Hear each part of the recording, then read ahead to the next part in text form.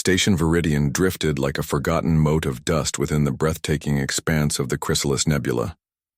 Outside its viewports, vast curtains of gas shimmered in hues of rose and cyan, illuminated from within by the fierce blue light of newborn stars. It was a place of cosmic birth, a celestial masterpiece. It was also, according to official Terran Commonwealth charts, largely empty of anything strategically or economically valuable, which was precisely why it housed only Station Veridian, a small, perpetually underfunded research outpost. Aboard Dr. Elias Vance, a man whose slightly rumpled appearance belied a razor-sharp mind and an almost religious devotion to history, leaned over a flickering console. "There, Lena. Look at the gravimetric resonance. It's not natural. It matches the fragmented progenitor energy signatures I cross-referenced from the Cathar incident archives." Dr. Lena Petrova, the station's lead physicist and de facto engineer, sighed, pushing a stray strand of black hair from her eyes. "Elias, we've chased progenitor hunches before. It's usually just oddball magnetics or a collapsing protostar. The lumina vanished hundreds of millennia ago. Why would they build anything out here?" Yet she couldn't deny the readings. They were structured, deliberate. "All right, run the deep scan array. But if we burn out another primary focusing lens, you're explaining it to Sector Command." Hours later, the deep scan array, pushed far beyond its recommended limits, painted a ghost image onto the main screen. Hidden within a dense, uncharted asteroid field known colloquially as the scrapyard, was a structure. It was vast, non-Euclidean, and radiated an energy signature so ancient it made the nebula itself seem young.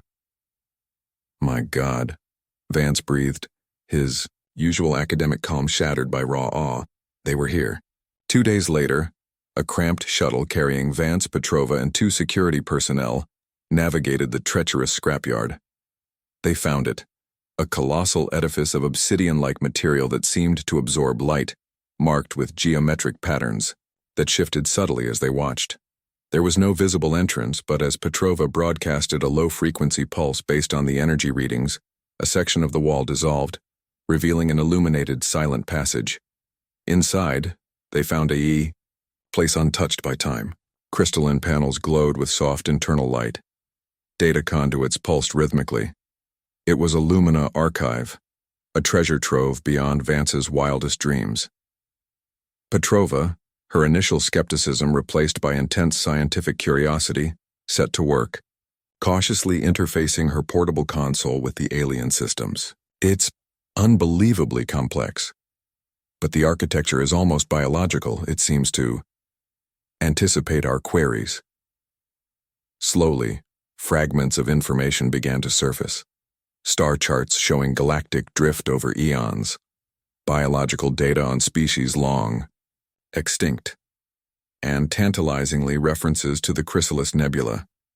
The Lumina called it the cradle. There were mentions of a great mandate, of warding protocols, and a repeated urgent warning. Silence must be kept. The oath must be honored. "What were they protecting?" Vance murmured, tracing a glowing Lumina glyph with his finger. "And why here?" Before they could delve deeper, a priority alert blasted through their comms from Station Veridian. Petrova's eyes widened as she read the incoming message. "Elias," she said, her voice suddenly tight. "We have company, big company, and they're not here to look at the pretty lights." The ship that ripped its way out of hyperspace wasn't designed for beauty. It was built for brutal efficiency. The RCS Harvester Prime was less a vessel and more a mobile industrial nightmare. It dwarfed Station Veridian 100 times over, its hull a sprawling cityscape of cranes, drills, processing plants, and weapon emplacements. Emblazoned on its side was the logo of the Rixian Combine, one of the galaxy's most powerful and ruthless resource conglomerates. A communication request, blunt and non-negotiable, appeared on Veridian's main screen. "Elias Vance, back on." The station, and feeling utterly out of his depth, smoothed his tunic and nodded to the comms officer. The face that appeared belonged to Executor Kalen Vor. He was Rixian, a species known for their sharp, predatory features and an unnerving lack of visible emotion. Vor's eyes, cold and calculating, swept across the image of Vance and the small station bridge. This is Executor Vor of the Rixian Combine ship Harvester Prime. His voice was flat, synthesized, and utterly dismissive. We are addressing the Terran installation designated Station Veridian. We are here to commence resource extraction operations within the Chrysalis Nebula, under the authority granted by Galactic Trade Mandate 774 Omega. Vance swallowed. Executor Vor, I am Dr. Elias Vance, director of this research station. We must advise you this nebula is historically sensitive. There are ancient records, precursor warnings, indicating significant navigational and xenophysical hazards. Vor made a sound that might have been a Rixian chuckle, devoid of any humor. Dr. Vance, the Rixian Combine appreciates your academic concerns. However, our surveys show vast deposits of high-grade Kalium and Volatite G, crucial for galactic infrastructure. We dismiss your ancient warnings as superstition. Our legal mining rights, acquired through proper channels, namely, the bankruptcy auction of the previous Zethrak claim, supersede any local folklore. He leaned forward slightly, his expression hardening. Our operations will commence within 12 standard hours. You have two options: evacuate this system, or ensure your research station remains clear of our designated extraction zones.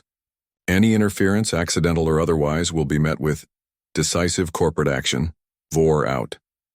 The screen went blank, leaving Vance and his small crew in stunned silence. They looked at the image of the Harvester Prime looming outside, a metal titan ready to tear apart the very place they were just beginning to understand.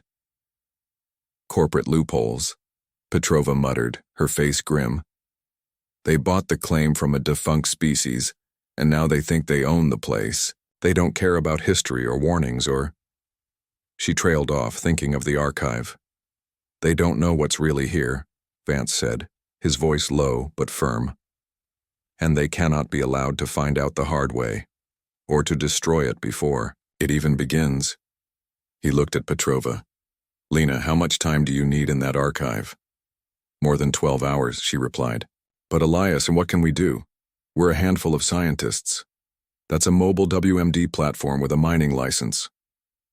The Lumina weren't fools, Vance said, a new resolve hardening his features. They left warnings. Maybe they left wards. The Rixian ultimatum lent a frantic urgency to their work in the Lumina archive. While Vance navigated the complex historical and ethical codices, Petrova plunged deep into the technical schematics, her mind racing to comprehend physics that defied human understanding. Security teams stood guard, their pulse rifles looking like toys in the vast, silent halls. It was Vance who made the breakthrough. He found the mandate chamber, a central sphere where light itself seemed to form, the data. Here the Lumina's purpose was laid bare. The Chrysalis Nebula wasn't just a cradle for stars, it was a sanctuary. The strange energy readings Petrova had studied were the ethel swarms, vast collective consciousnesses in their most nascent form. They weren't corporeal, they weren't technological, they were life evolving on a different axis, shimmering, potentials woven from starlight and cosmic dust. The Lumina, ancient and wise, had seen their potential billions of years ago. They had recognized a form of life so fragile, so unique, that it needed absolute protection during its long, slow evolution towards full sentience. The Chrysalis mandate was their solemn vow, to guard this cradle, to keep it silent, to shield it from the galaxy's often blundering expansion until the swarms were ready to emerge. They weren't just progenitors, Vance whispered, his hand hovering over a swirling pattern of light representing an ethel swarm. They were gardeners, guardians. Meanwhile, Petrova found the warding protocols. Elias, this is incredible, she called out, her voice echoing slightly. These resonance wards, they aren't weapons. They're deterrents on a galactic scale. They don't destroy. They manipulate reality, or at least the perception of it. They can project phantom energy signatures, create localized sensor blackouts, even simulate gravimetric anomalies. They're designed to make any intruder believe the area is too dangerous, too unstable, or simply too weird to be worth the trouble. She pointed to a complex diagram. And they're powered by the nebula itself, focused through ethyl crystal nodes hidden throughout the scrapyard. But they're dormant. They need an activation sequence, a specific resonance key. Vance looked at the image of the Harvester Prime on his datapad, a dark blot against the nebula's beauty. The lumina were long gone. The Zillions and Crane and Rixians and even the humans had risen and spread. The galaxy had forgotten. But the mandate remained, written in light within an ancient archive, and the ethyl swarm still drifted in their silent cradle, unaware of the approaching drills. The lumina are gone, Vance said, his voice filled with a quiet, unshakable conviction. But their vow isn't. We found it. We understand it. Lena, can we activate them? Can we become the Wardens? Petrova looked at the complex lumina schematics, then at the limited capabilities of Station Veridian. It's theoretically possible. It'll take every watt of power we have, and a lot of guesswork.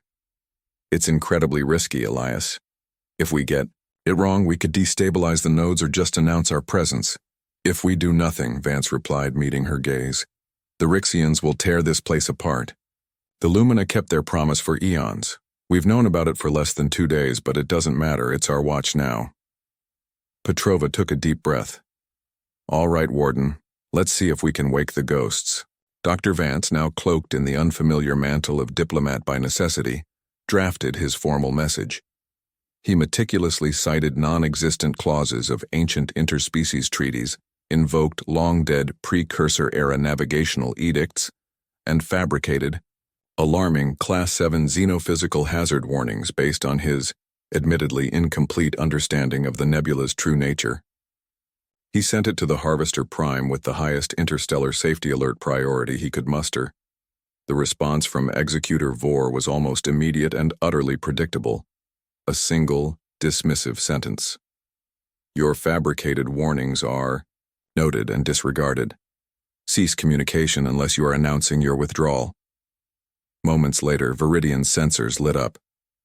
Multiple launches detected. The station's sole tactical officer reported. Dozens of them. Mining drones, survey, probes. They're entering the nebula, Sector Alpha 7. Heading straight for the Kalium-rich asteroid cluster where we found the archive. Lena, it's time, Vance said, his voice grim. Working on it, Petrova replied from her makeshift ward control station, a jury-rigged mess of human tech and alien interfaces she'd set up near the station's main reactor. The Lumina built these things to last, but waking them up gently is like trying to tickle a sleeping dragon. I'm trying to bring up the local nodes near Alpha 7 first. Keep it low level. Don't want to show our hand too early. She gritted her teeth, her fingers flying across panels.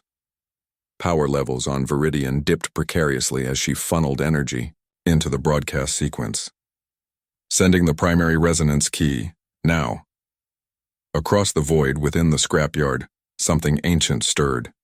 Crystalline nodes hidden for millennia within lifeless asteroids began to hum, glowing with a faint internal light. The first Rixian survey drone approached a Kalium-rich asteroid. Its scanners dutifully reported its composition. Then, abruptly, its sensors went wild. The asteroid vanished, replaced by an image of a swirling vortex. Another drone reported hitting a dense, unexpected gravity field and was flung tumbling into deep space. A third simply went silent, its signal gone, though no weapon fire had been detected.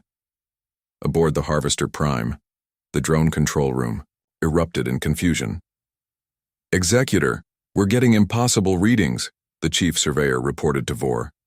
Drones reporting phantom energy signatures, sensor ghosts. Sector Alpha 7 is behaving erratically. We've lost 3 drones without a trace. Vor's eyes narrowed. Erratic or sabotaged. Scan for energy emissions from that Terran station. I suspect these historical warnings are backed by some primitive disruption tech. His sensor officer shook his head. Negative, Executor. The station is running quiet, barely above life support levels. There's a low-level resonance field throughout the sector, but it has no identifiable source. It seems to be coming from the nebula itself. It's illogical. Then find a logical explanation, Vor snapped, and push through. The Combine does not bow to illogical sensor ghosts. He ordered a second, more heavily shielded wave of drones forward. The line in the stardust had been drawn, and the whispers of the past were just beginning to answer. The second wave of Rixian drones met even greater confusion. Petrova, growing more confident, began to play the ward network. She didn't just activate, she orchestrated.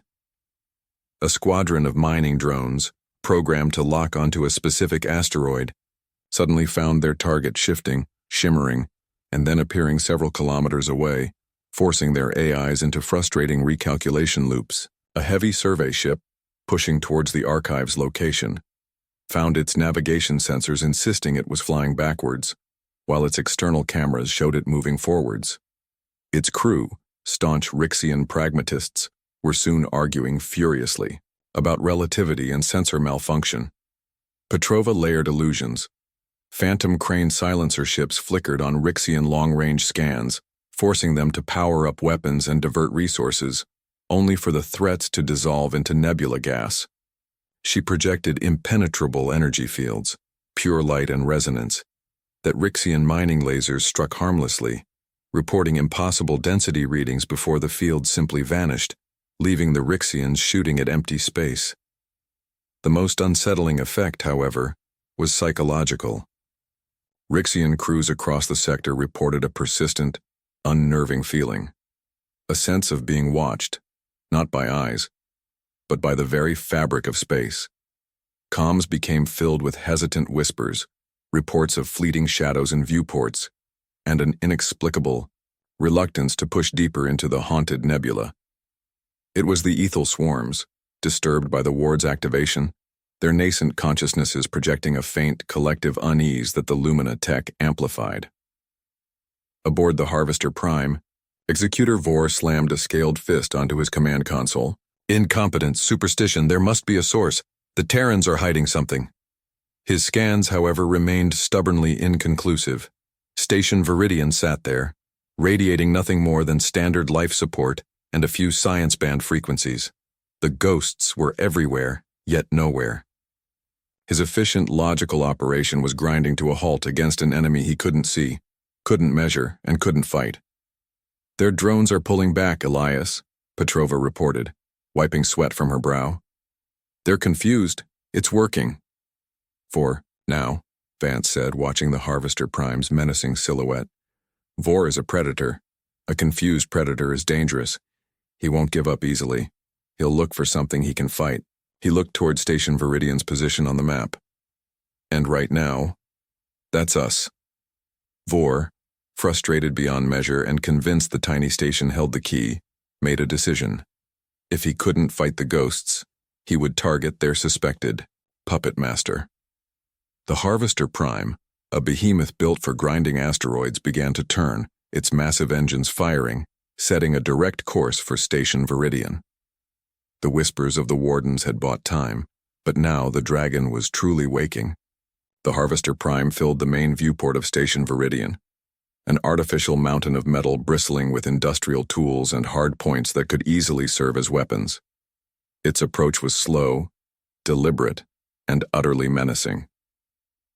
Vor's voice boomed over the station's comms, stripped of its earlier dismissiveness and replaced with cold fury.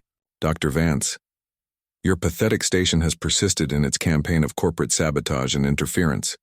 We have tolerated your ghosts and warnings long enough. You will cease all disruptive activities immediately. You will transmit all data pertaining to your disruption technology, and you will prepare for a Rixian boarding team to conduct a full inspection. Comply within 10 standard minutes, or Station Veridian will be classified as a navigational hazard and removed. The threat was stark. Petrova looked at Vance, her face pale. He's calling our bluff, Elias. He thinks we are doing all this. If we keep the wards active, he'll destroy us. If we turn them off, he'll roll right over us and into the cradle. The 32 souls aboard Veridian looked to Vance. They were scientists, technicians, not soldiers. They hadn't signed up for this, but they had seen the data from the archive. They knew what was at stake.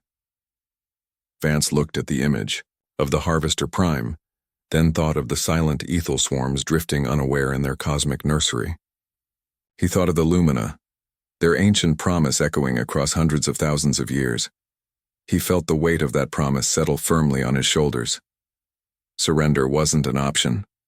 "Lena," he said, his voice quiet but unwavering.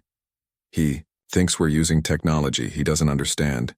Can you make him understand? Can you show him the scale of what he's messing with without harming him?" Petrova's eyes lit up. "The Lumina Warning Beacon Protocol. It's the nuclear option of the wards. It's designed as a final, overwhelming get-out sign. It links every ward node, focuses their resonance, and projects. Well, the Lumina called it an aura of ancestral presence. It shouldn't hurt them, but it will be unpleasant and unmistakable. But Elias, a full activation, it will drain us dry and the energy surge will be detectable halfway across the sector. Everyone will know something is here." "Let them," Vance said. "Let them know that some promises are kept. Some places are sacred. Do it, Lena, it's our only chance." Petrova nodded, turning back to her console. "All right, Executor Vor," she whispered under her breath. "You wanted our disruption technology? You're about to get a demonstration." She initiated the sequence. Across the entire Chrysalis Nebula, every dormant Lumina node flared to life, pouring their ancient power toward Station Veridian. The small station became the focal point, the "I have an impossible storm." As the Harvester Prime's 10-minute deadline ticked down and its weapon ports began to glow, Petrova slammed the activation key. Station Veridian shuddered, lights flickering violently as an unimaginable amount of energy channeled through its core systems and out into the ward network. The effect was instantaneous and profound. The Chrysalis Nebula lit up, not with destructive energy, but with an overwhelming, pervasive field of pure resonance. Aboard the Harvester Prime, it was as if reality itself had warped. Every sensor screamed, displaying not data, but impossible, shifting Lumina glyphs. Every screen flickered with images of vast, ancient, unknowable beings. Through the viewports, the nebula no longer looked like gas and dust, but like a colossal, multidimensional eye, staring directly at them. It wasn't just visual. The Rixian crew felt it. A deep, thrumming vibration resonated in their bones. A vast, ancient presence filled their minds. Not hostile, but overwhelmingly powerful, ancient and disapproving. It felt like being an ant trying to trespass in a god's temple. Panic and emotion Rixians prided themselves on suppressing began to spread. Systems reported cascading errors, not from damage, but as if the ship's own logic was crumbling under the sheer wrongness of being there. Executor Vor clung to his console, his pragmatic mind struggling to comprehend the sensory assault. This wasn't human trickery, this was ancient. This was real. The superstitions were real, the ghosts were real, and they did not want him here. Vance's voice cut through Vor's internal chaos, broadcasted on an open channel, somehow clear amidst the psychic storm. "You stand on sacred ground, Executor. This is the Chrysalis, the cradle, protected by the Lumina Mandate. Depart, or face the consequences of waking those who sleep. This is your only warning." Vor looked at his terrified crew, his malfunctioning ship, and the impossible reality outside. He was a creature of calculation. He calculated the Kalium and Volatite G. He calculated the cost of repairs.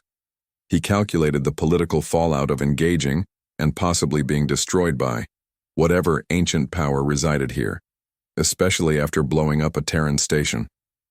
He calculated the hit to his career. The calculation was simple. The risk was unquantifiable. The profit was uncertain. The cost was potentially total. "All systems," Vor ordered, his voice strained. "Execute emergency withdrawal pattern. Full. Retreat. Now." The Harvester Prime, the titan of industry, turned tail and fled, ripping a hole back into hyperspace, leaving the Chrysalis Nebula behind. A profound silence descended upon Station Veridian. The ward network, its warning delivered, slowly faded back to dormancy. the nebula returned to its serene, shimmering beauty. They had done it. 32 humans, armed with nothing but knowledge, courage, and a respect for a promise made eons before they existed, had faced down a corporate giant and won. "They're gone," Petrova whispered, slumping in her chair, utterly exhausted. Vance looked out at the nebula, a deep sense of peace settling over him. "Yes, and the cradle is safe." He knew their actions would have consequences. The energy surge would attract attention. Questions would be asked, but they would face them. They had become the keepers. They had honored the Chrysalis mandate. And in the silent depths of the nebula, unseen and unheard, the ethel swarms continued their slow cosmic dance, shielded once more by a legacy of guardianship, now carried forward by the most unlikely, yet most determined, of inheritors.